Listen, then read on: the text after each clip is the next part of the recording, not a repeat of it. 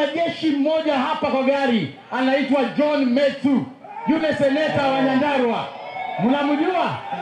Yule maumau wenyewe. Wacha wasalamie. Nadhani ndio yeye. Basi mimi nikisema Harambee, unajua William Ruto amemaliza kanisa mapema, ndio aende aone watu wa Malindi wanasema nini.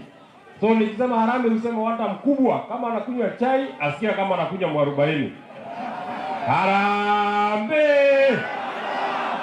Malindi mnasema Harambee! Mimi nataka niseme kitu moja. Kiongozi wangu amesema watu wa Malindi, watu wa Kilifi wamekataa hiyo nuclear plant inataka kuwekwa hapa Masangoni. Kama hiyo nuclear ni kitu mzuri sana, wewe William Ruto, siwende uweke kwenu huko Uasin Gishu. Kwa nini iwezi toshea huko?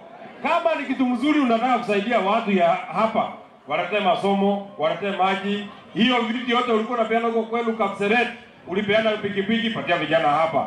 Ulipeana mashini mingi sana, patia vijana wa hapa. Lakini asili ile kitu imekataliwa na kila mtu ya nuclear plant unataka kuleta hapa. Asanteni sana. Alafu tunasema kufuatia hiyo Methu, tunamwamrisha wakili Ndegwa Njiru hapa aende kotini mara moja kwa niaba ya sisi zote viongozi wa upinzani kukataa mambo ya nuclear Malindi. Wangama sema tuende kwa mahakama tusimamishe maneno. Alafu tutasema tukichukua serikali, kwa sababu tunachukua, tukichukua mamlaka, executive order number 1, housing levy out. Kwa sababu huwezi kujenga housing levy kwa nyumba ama uwanja wa shule, hiyo ni aibu.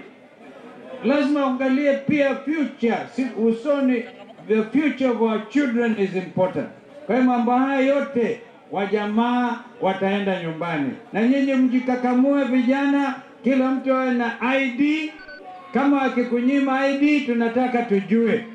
Kwanza tunaandika barua tuulize msajili wa vipande, ni watu wangapi mwaka huu uliopita, wangapi wamechukua IDs na ni wangapi asilia yao ni nani, ndio tujue.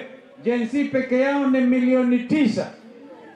Hao wakichukua kura, hakuna Ruto tena kuwa president wa Kenya. Wao peke yao wanampeleka nyumbani, si ndio? Gen Z hoye! Malindi hoye! Bwana Yesu abariki sana Waislamu ndugu zetu, mmekuwa na Eid, tumechinja, tumekula, umekula kabisa kondoo na tunashukuru sana. Eid Mubarak. Asanteni.